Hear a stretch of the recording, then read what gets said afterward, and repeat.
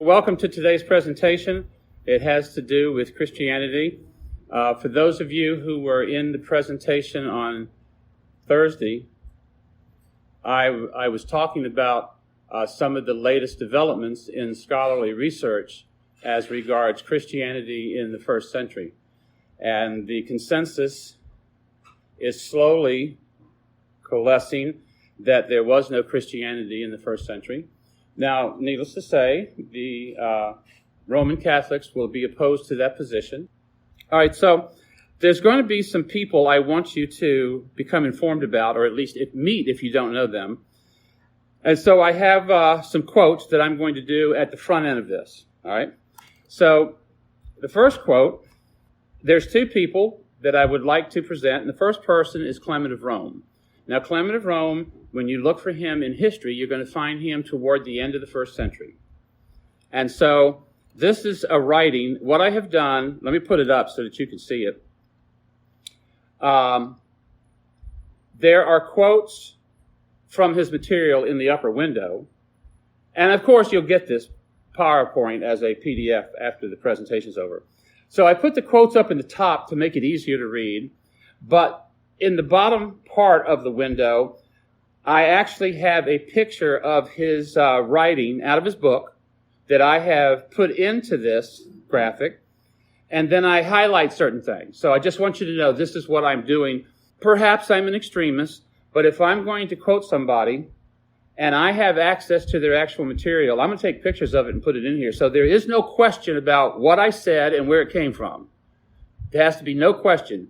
Don't come to me. If you have a problem with what they said, contact them, except that they're dead. That's a problem. But outside of that, you can contact them and work it out. But I'm going to quote them, and I'm going to put it in here so that there's no question that he must have made that quote up. Nope, there it is right there underneath. So that's why I do it this way.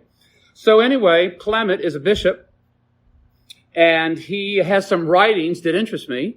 I came across this, and so I want to read them. There's only 2 or 3 or 4. Whatever the Lord has commanded us to perform, we ought to do it in accordance with the appointed seasons. Now, right there, appointed leaped off the page to me, and I'm like, did he use that word on purpose? Was that a coincidence? He commanded the offerings and services to be performed conscientiously and not at random or without order, but at appointed seasons and hours. There's the appointed again. I'm saying, this is sounding a lot like All right, next up, since Clement, this is my comment, since Clement goes on to refer to the high priest, the priests, and the Levites, to me, it's clear that the appointed seasons, which he regards as essential, must be those of the Levitical law. So this is the conclusion that I drew from this. And, there's more here, but I'm just pulling this section out. All right. So continuing, this is a quote from him. If words have any meaning at all, and you can see this in the lower window, a liturgical year of the Hebrew type must have been well established in Rome and Corinth by the 90s. This is what he said. And think about this. Temples destroyed in 70. So, right? There's no reason to think that there ever was a form of Christianity, forgive him, anywhere which dispensed with this calendar, his conclusion. So, and you can see that also in the lower window. So, I've got a book here. I'm going to, matter of fact, let me pull this up. I may go back, but this is the book. This is a book that could be of interest, Worship in the Jerusalem Temple after AD 70. And I also have a second book. It's called The Temple and Sacrifice in Rabbinic Judaism, and it also deals with the first century. But the thing is that the temple's destroyed in 70. So in my mind, reading Roman history, where they say there were no Jews left in Jerusalem after the destruction of the temple, I have that Roman quote. Just within the last 2 weeks, another dig found coins in the area which they were able to deduce meant that the Jews were still in Jerusalem after the temple was destroyed. This is brand new news to me. I haven't even had it. I looked at the coins.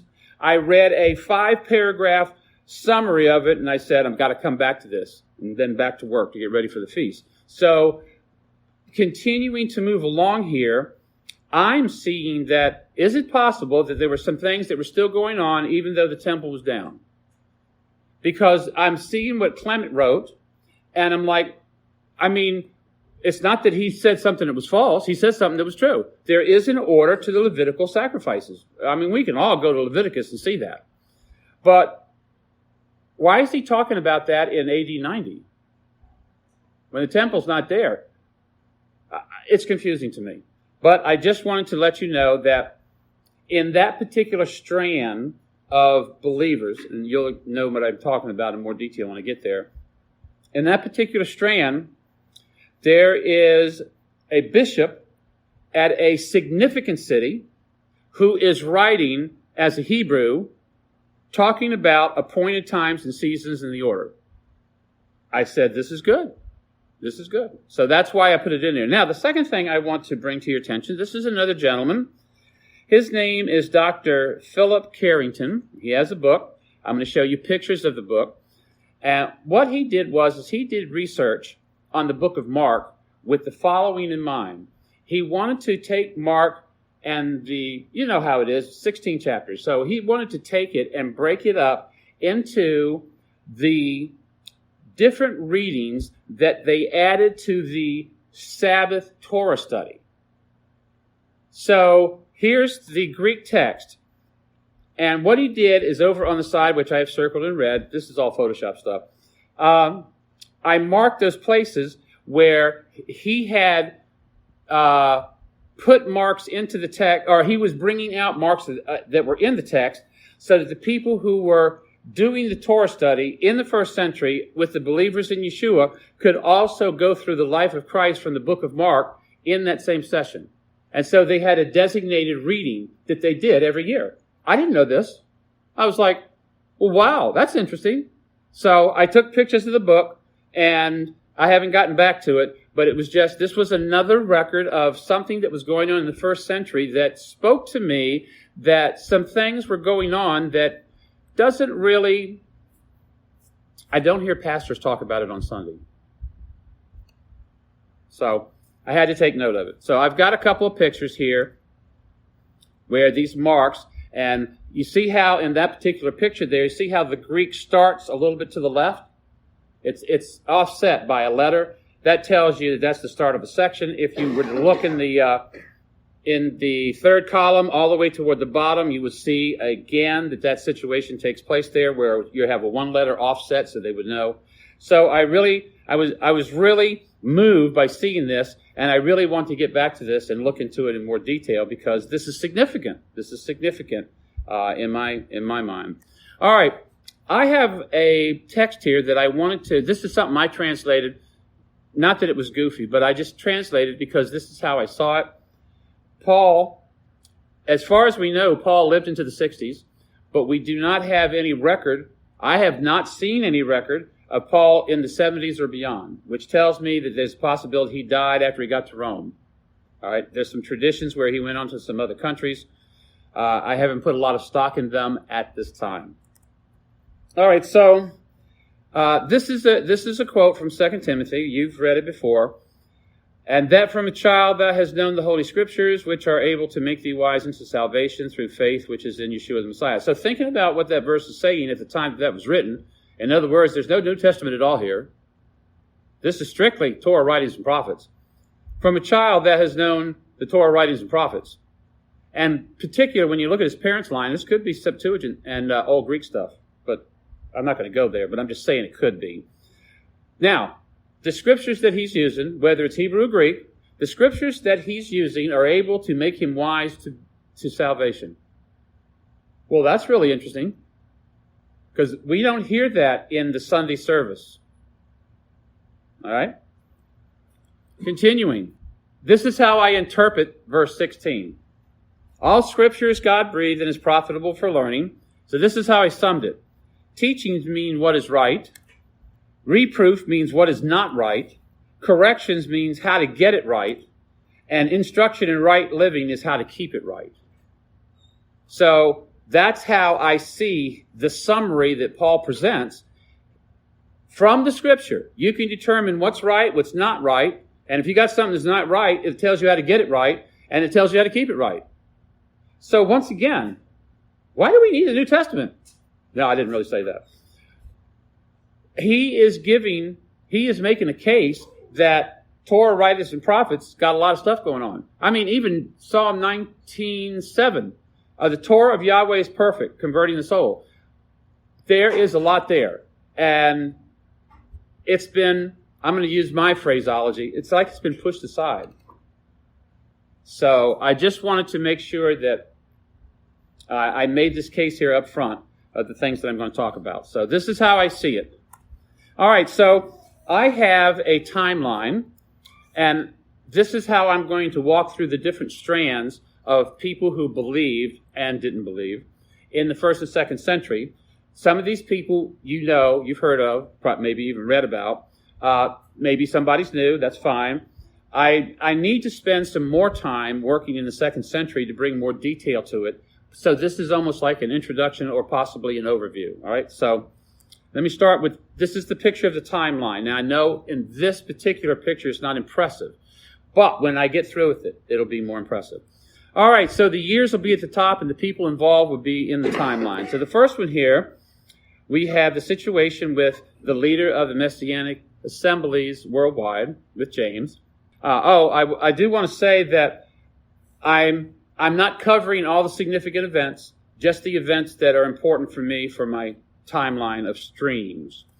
All right, so we have James coming into a position of authority around 30 AD, plus or minus. Then we have Polycarp, who was born in the year 69. He's going to come up again in the 2nd century. But when he comes up, I wanted you to be able to remember, oh yeah, he was born right at the time the temple was destroyed. So that gives you that situation so you can see what's going on there. Also, he studied under the Apostle John for 20 years. And that even shows up in quotes from the early church fathers, of which I might have one or two in there. So I'm just setting the stage that Polycarp was a good guy. Okay, then we get to 70, the temple is destroyed. In 85, now I want you to think about this, the believers in Yeshua of the Hebrew strand, not the Gentile strand, I'll explain that in a minute. The believers in the Hebrew strand are still in the synagogue, still doing everything in Hebrew. All right? So in 85, one of the rabbis, scribes, was asked to add a benediction to the Amidah. How many people have heard of this? A lot of you. Okay. So what is it? Is it 18 and he added the 19th? Is that the right number? 18 plus 1. Okay. So he added another one. Now, it's not like today. If I was to have the Amidah and somebody asked me to add the 19th one, I could add it today and be published worldwide by the end of the day. That's not how it works in the 1st century. Somebody does something and in 15 or 20 years, everybody finds out about it. So I don't want you to think that he did it outside of Jerusalem.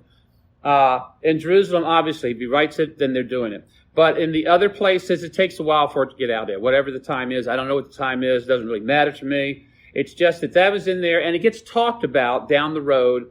I'm not going to mention it again, probably.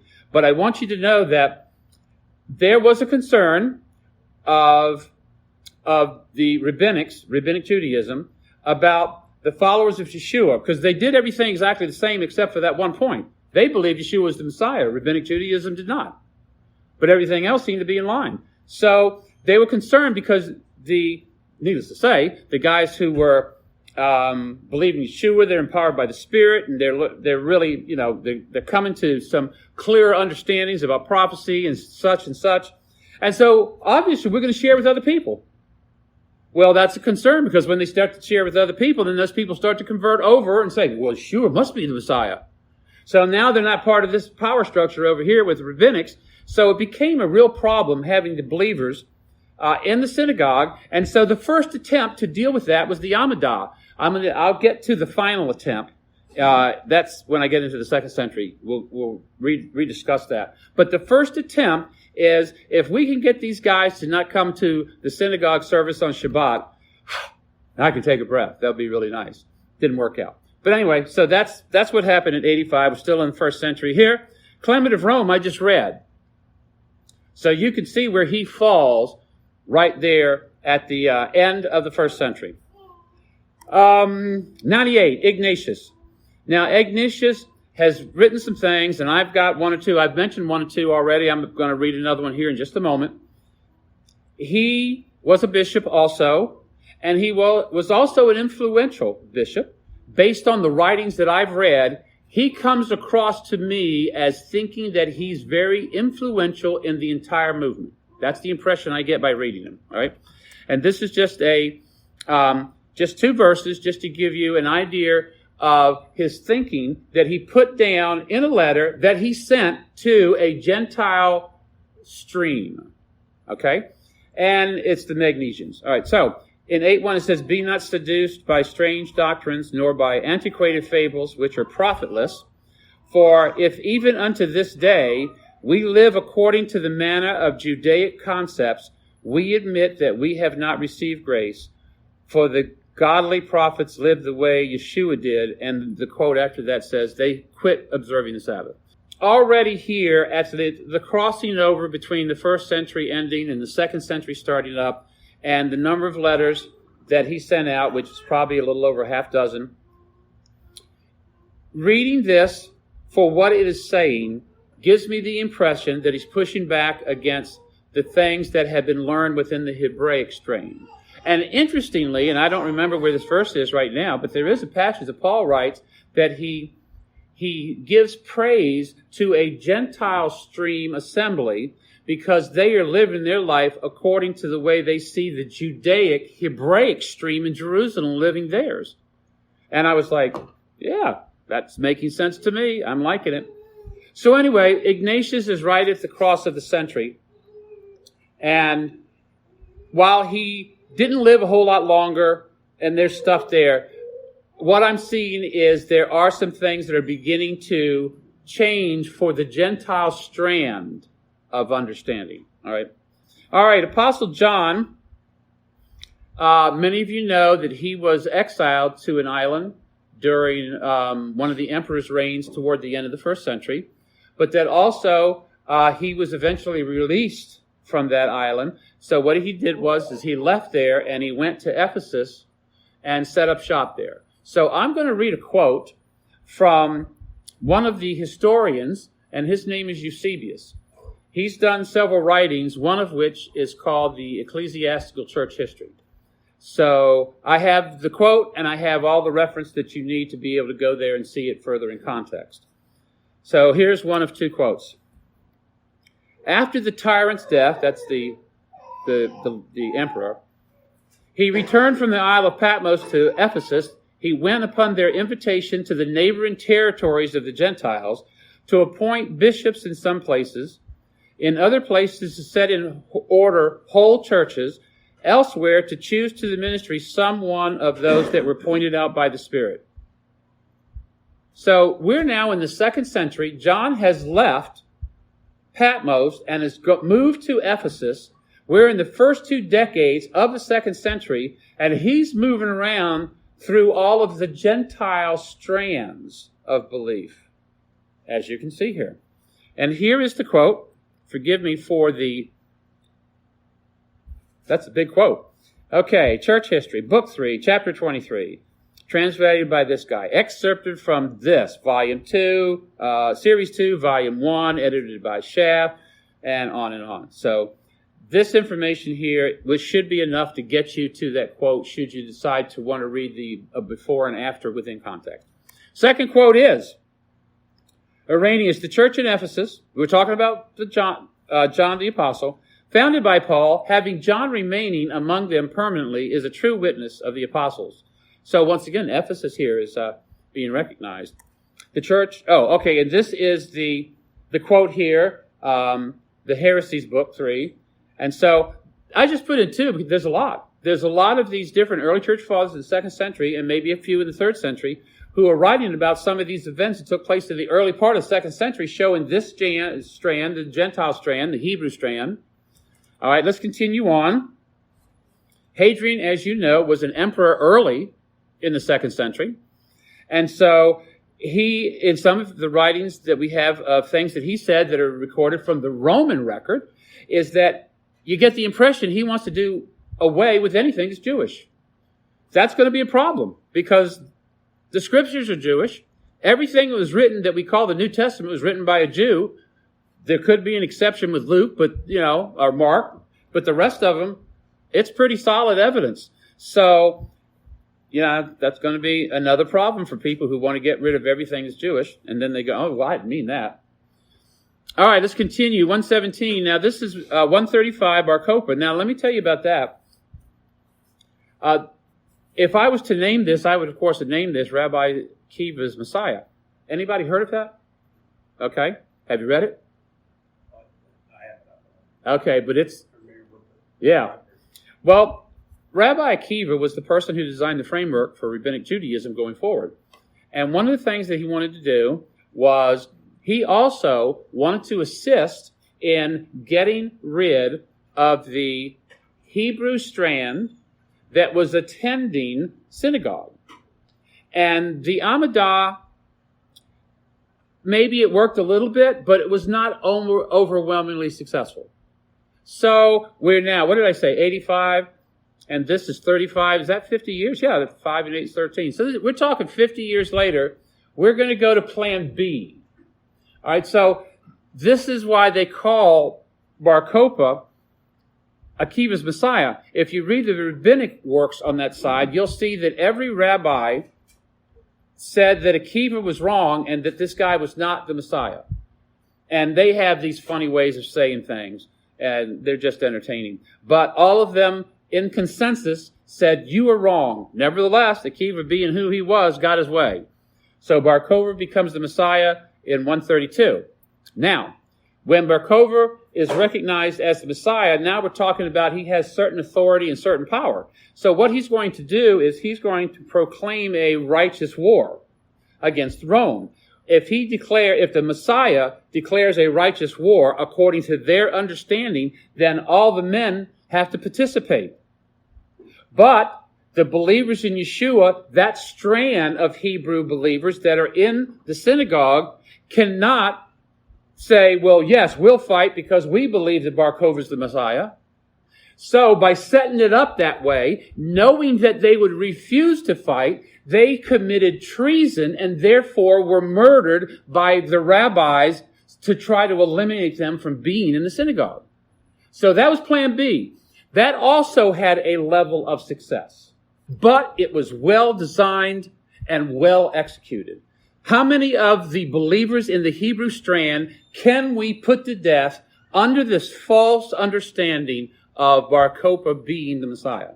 Now, I have not done the research to be able to tell you how many were actually killed. I'm sure it was tens of thousands, but I don't know the actual number. I'm going to find out because I'm working on the 2nd century in the year 2023. So working on the 2nd century, this is going to come up because it's a big deal.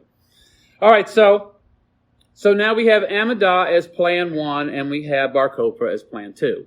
So in both of those, we have been able to get rid of or put to death tens of thousands of believers in the Hebrew strand. But they didn't go away because, as you've heard me speak, how many heard me speak about P-Oxy 840? Nobody. All right, well, I spoke of that earlier in the week. P-Oxy 840 is an additional writing of the second generation of the Hebrew strand after the apostles of the 1st century. This is the 2nd century. We have the writing, and it shows that they are still continuing to interact with Rabbinic Judaism. Lots of evidence there. It's pretty impressive. And then after that, this group, and this is not in P-Oxy 40. You'll get that if you download the stuff. They also have commentary on Isaiah. Who's seen that or read that? Anybody? Okay. So there's these commentary segments that they've archaeologically found in which they've written stuff, and they're discussing these things with Rabbinic Judaism in the 2nd century. So I say that to say that Amidah got rid of a few, the Bar Kokhba treason thing got rid of a few, but didn't get rid of all of them because they're still communicating later in the century. So we still have the Hebrew strand in the 2nd century. Okay, let's keep going. In 135, another event that is significant to me is that up to that time, there were 15 bishops, starting with James, Yaakov, and moving up to 135. But once that rebellion, can I say rebellion with Bar Kokhba against Rome, that Hadrian had to come back into town and take care of that. After that happened, the decision was made that we're not going to have any more Jewish bishops. We're going to have Gentile bishops. And we're going to do some other change too, like you can't study Torah, you can't circumcise, and different things like that. But I have some quotes here, once again, from the standard ECF history, and this is one of them. The first 15 bishops of Jerusalem were all circumcised Jews. Well, that tells you something. The congregation over which they presided united the law of Moses with the doctrine of Christ. This is being written by a Christian, just so you know and understand the words here. It was natural that the primitive tradition of a church which was founded only 40 days after the death of Christ. Okay, really? We'll come back to that. And was governed almost as many years under the immediate inspection of his apostle, should be received as the standard of orthodoxy. Now, this is a strong statement, even if it's got the error in it. Okay, let's go back now. We got the first part of it with the congregation united the two. Interestingly, I would say that the way that this reads in the first paragraph reminds me a little bit of Revelation 12, 17, and 14:12, which says that the believers were those who had faith of Yeshua and kept the commandments of God. Well, is that not what this is? Law of Moses, doctrine of Christ? I'm seeing this is like maybe a parallel or maybe a quote or something like that. Now let's go to the second paragraph. It's natural that the primitive tradition of a church which was founded only 40 days after the death of Christ. So he's saying that 10 days before Acts 2, the Christian church was found. I'm not going to, I don't think I'm going to support that, right? And was governed, even though this is a great quote, I'm not going to support that. And was governed almost as many years, so that'd be 40 years, under the immediate inspection of the apostles, so that's 30 to 70 is what I'm guessing, should be received as the standard of orthodoxy. Now remember, Christianity and orthodoxy, they work together really close, so that's important to remember that. All right, now the Jewish bishops, I have another quote continuing that. It has been remarked that the virgin purity of the church was never violated by schism or heresy before the reign of Trajan or Hadrian, about 100 years after the death of Christ. So if he died in 30, that'd be 130. So this is a loose thing for me. I'll tell you why. I read, I guess a couple of days ago, that I think it's Ephesians. I think it's Ephesians where Paul is saying that the day is going to come when I am not going to be here anymore, and wolves are going to come into the assembly and cause havoc and some other stuff. So I'm thinking to myself, so let's be generous and say Paul died in 65, 5 years before the temple is crashed. All right, so, and here we're talking about at least 100, if not 130, so that's like half a century. And this says that everything was wonderful. I just can't sign on. It was good. The Jewish bishops were there. Probably the Hebrew strand was probably very straight, but already the Gentile strand was going off the rails. So I have mixed feelings about this quote. All right, here is where I got it from, Decline and Fall of the Roman Empire by Gibbon. He's got some good works. All right, continuing with the Jewish bishops. The Jewish Christians, at least in Palestine, conformed as closely as possible to the forms of the cultus of their fathers, which in truth were divinely ordained, the way these people write, and were an expressive type of Christian worship. Yes, this paragraph's got a lot of errors, but do you see what it's trying to say? It's trying to say that the way the Hebrews did it in their strand, then those Hebrews who were then believers in Yeshua were continuing what had been ordained divinely. So this is an admission of divine ordaining of how things were supposed to be. And he defines that as expressive type of Christian worship, but they don't stick with it. That's where my problem comes in. So, and the thing is, this wasn't written the day after it happened. This was written 100 years later or 200 years later. All right, let's go. So far as we know, they scrupulously observed the Sabbath, the annual Jewish feast, the hours of daily prayer, and the whole Mosaic ritual. They did. The records are there. We have them. There's no question about that. The Hebrew strand did that. And a lot of them did it in the synagogue, which, like I said, upset the people. And you can get that out of the history of the Christian church for Shaft. All right, so, like I said, this is overview. Let's move on.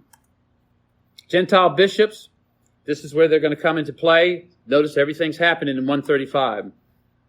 Decline and fall of the Roman Empire. They elected Marcus for their bishop, a prelate of the race of the Gentiles, and most probably a native either of Italy or of some of the Latin provinces. At his persuasion, the most considerable part of the congregation, I'm thinking this is Gentile strand now, because like I said, we know that the Hebrew strand continued even after Bar Kokhba revolt.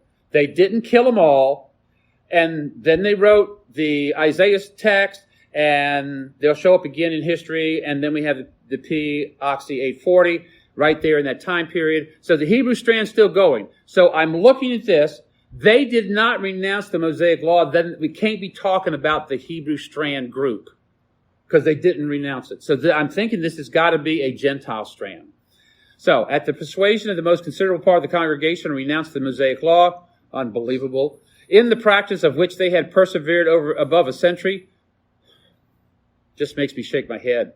By this sacrifice of their habits and prejudice, they purchased free admission to the colony of Hadrian, because that's what it required for you to be a part. So once again, the government stepped up, said this is what you're going to do, and if you don't, then this is what's going to happen. All right, Gentile bishops. Prior to this action, the Jewish bishops, these are quotes, Jewish bishops insisted on the literal observance of the law. You can see all of this in Church History, Book 4. This is Schaff online. All right, continuing. But I have learned this much from writings, that until the siege of the Jews, which took place under Adrian, there were 15 bishops in succession there, all of whom are said to have been of Hebrew descent. We'd already read that.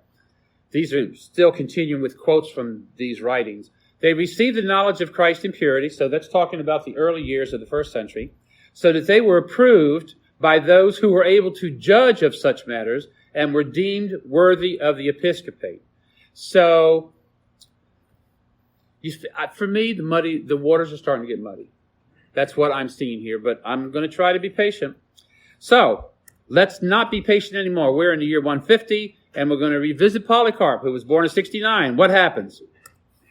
First of all, Polycarp wrote an epistle to the Philippians, and I don't know if this is why he wrote it, but in it, he spoke about Paul and the work that he had in his ministry to the Gentiles. So that was good, because there are some people that throw Paul under the bus, and I just wanted to say that Polycarp was not one of those people. So, but I will also admit that Paul was misinterpreted. He wrote some things for people that knew stuff, but people who came in, he did not write for those people, and they extracted certain things and created doctrines that are false, and so Paul's mission basically failed. But it did get the ball rolling. So, anyway, Polycarp was supporting what he did. It's just that the writings were too easy to be misinterpreted.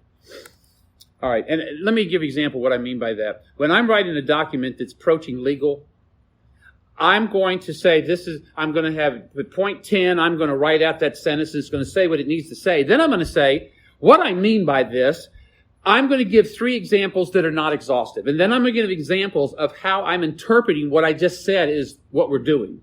So I want to make sure, even in my almost legal work, that I'm going to tell you this is what it is. Then I'm going to give you examples explaining how I understand that in application. So there is no question of what did he mean in that will.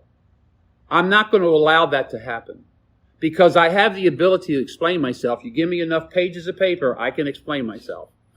So Paul did not do that. And that's why we're where we are today.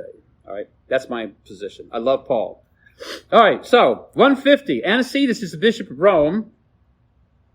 Polycarp, he just hangs around.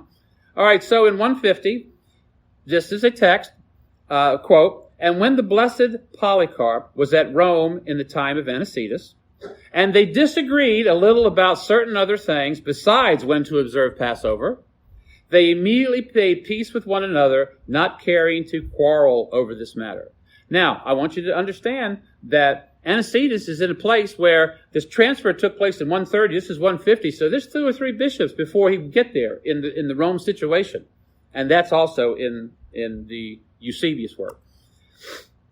For Anicetus could not persuade Polycarp to stop observing what he had always observed with John the disciple of our Lord and the other apostles with whom he associated. You see, 69, he's born. He's got quite a few years with some of the apostles. I don't know which ones, besides, the ones that they speak of in the text, but he certainly could have. So Anicetus couldn't get him to stop observing. And then on the other side, Polycarp couldn't persuade him to observe what the apostles taught. And look at the reason that Anicetus gave. Anicetus said he ought to follow the customs of the presbyters that had preceded him, no matter what the apostles taught and handed down. So what had changed in 135, he's going to follow, and he's going to stop dealing with what the apostles said. To me, that's an admission of something. Also, I think I should back this up one slide because there's another piece that we need to connect. Yes, okay, in this particular slide here, they disagreed a little about certain other things besides when to observe Passover. Well, the problem here with the observance of Passover, how many people know about the Quattro Decemian controversy? Okay, a few of you. The Passover problem, 200 years after this, is still a problem. So it was a problem. We're going to address it also in 192. My slide is coming up. So they made peace with one another, not to quarrel over this, but you can see there's other things here besides when to observe Passover, which was the big deal. They disagreed about some other things. I don't have the list. I wish I did. Look at this. Epiphanes, 315 to 403, the controversy arose after the exodus of the bishops of the circumcision. We just talked about that. 15, Hebrews circumcised out at Hadrian at the end of the war, or the rebellion, I should say. It wasn't really a war. And has continued to our time. That's a long time to have a controversy about when to observe Passover. Like we don't have scriptures to tell us. He then, in his work, makes reference to the 15 bishops, and he notes that they kept the 14th day of the first month, which was also found in another writing called the Apostolic Constitutions. Then he quotes the following rule in the Apostolic Constitutions in his work centuries later, and this is what it says. You Gentile Christians, that's the Gentile strand, ought to celebrate Passover at the same time as your brethren who from the circumcision have entered the church. So now we've got a Gentile strand of keeping the commandments, and now we've got these Jews coming in. So they've broken off of Rabbinic Judaism, and they're coming in because they believe Yeshua is the Messiah. So now we have this mixed strand in the middle of the 2nd century, and they're still dealing with this in the 4th century. You don't hear anybody talk about this. That's why I'm talking about it. All right, let me do one more here. This is Polycrates. He was a bishop also, but this is toward the end of the 2nd century.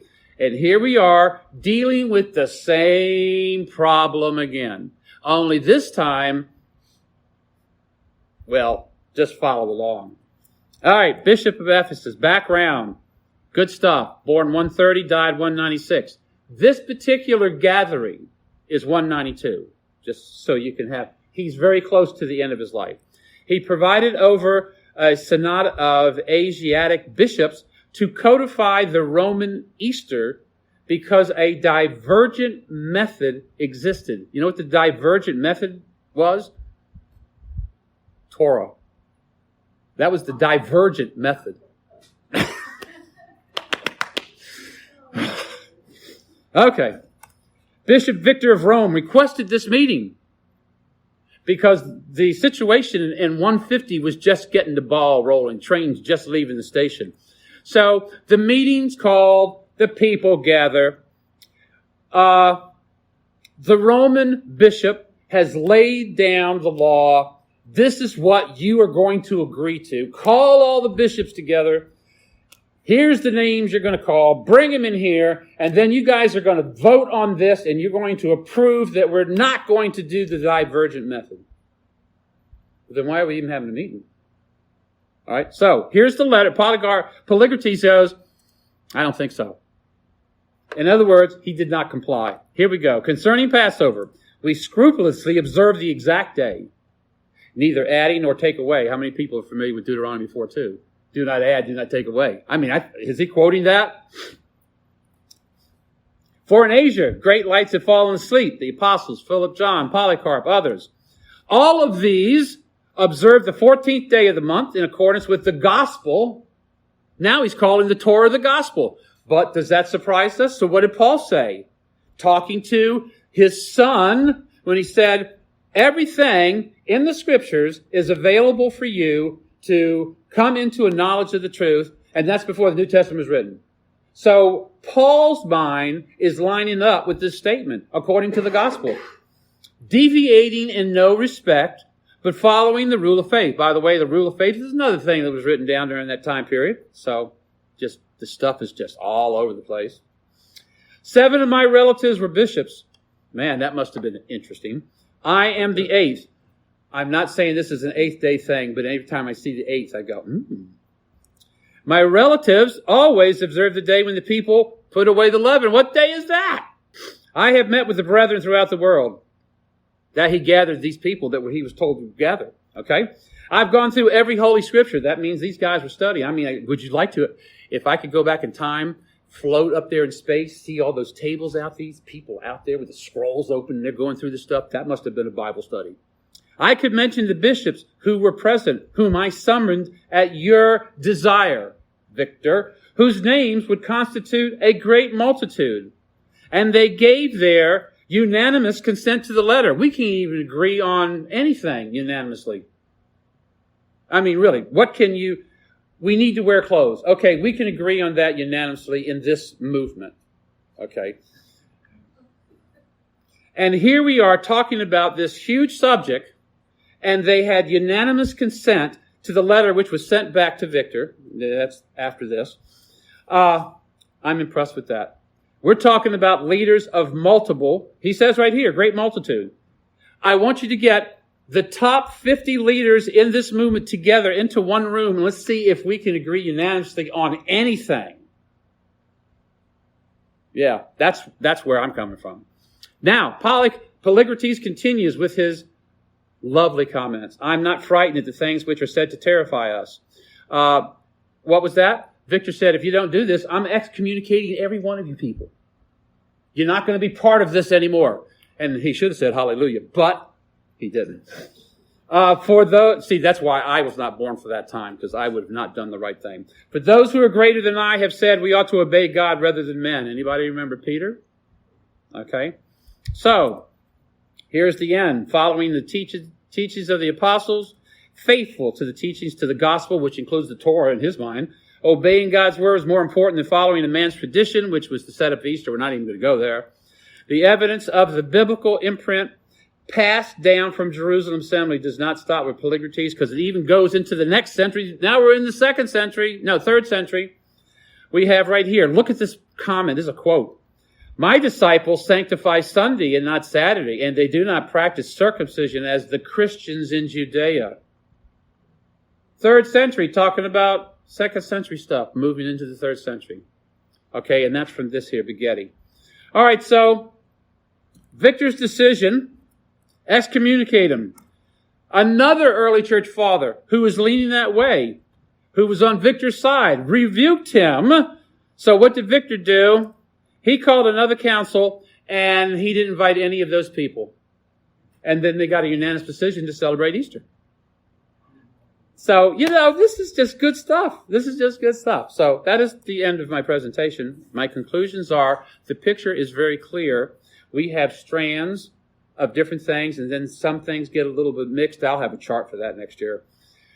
And there is movement to move away from Torah, and then there's pushback when you want me to move away from Torah, and then there are people who've taken a stand. For me, the picture that's emerging is very clear. Things got really messed up in the 2nd century, and they didn't improve after that. But the strand of Hebrew that didn't get killed during the treason rebellion in 135 and wrote the P.Oxy 840 and then also got into writing commentaries. The ones that we have are Isaiah. I think there's some others, but Isaiah is the ones that I have on my computer. These things demonstrate to me in the 2nd, 3rd, 4th, and 5th century that they're still moving on, and now I'm starting to see there are pictures where people are referring to this Hebrew strand even many centuries after that. And it just, when Jerome writes late, centuries down the road, he's saying, they're right now. They exist. I communicate with them. They just lent me a copy of Matthew in Hebrew, which they read in their synagogues, and that the Jews condemned them with a curse 3 times a day, every day. And that whole picture is talking about in late 3rd, 4th century. So what we've been told about after the temple was destroyed, there's no more of the Hebrew strand of the truth, I am totally opposed to that conclusion. And the evidence shows me that there was stuff going on every century, and so I'm not going to accept that. I'm just not going to accept it. So now the task has come to me that I need to do a lot more detail work on these people. And there's some more people. I didn't even include them in there. Probably another 6 leaders. I have their names that I should probably connect them in there so that it's a little more, the timeline's a little more dense in the 2nd century. Because they all had roles. Some of them are pushing this and others are pushing back. And I think it'll make it even more clear. So I wanted to go through this because combined with what I said concerning who are we and what we know, based on the research that Christian scholars, not us, Christian scholars are doing, nobody in this movement's doing this. Christian scholars are the ones who are declaring that Christianity didn't exist for a long time after the 1st century. They're the ones that are saying it. I think that's a sign. And so building on that, I'm supporting what they're finding with this type of research showing that there's this, then this took place, but then these people did this, and then this pushback took place, and then this pushback took place. So they were fighting and pushing back for a long time. And for me, it just strengthens my faith and understanding of what is taking place out there. So I wanted to share that, get it done so that I have a record of it and can continue to build on it. So thank you so much. I appreciate it.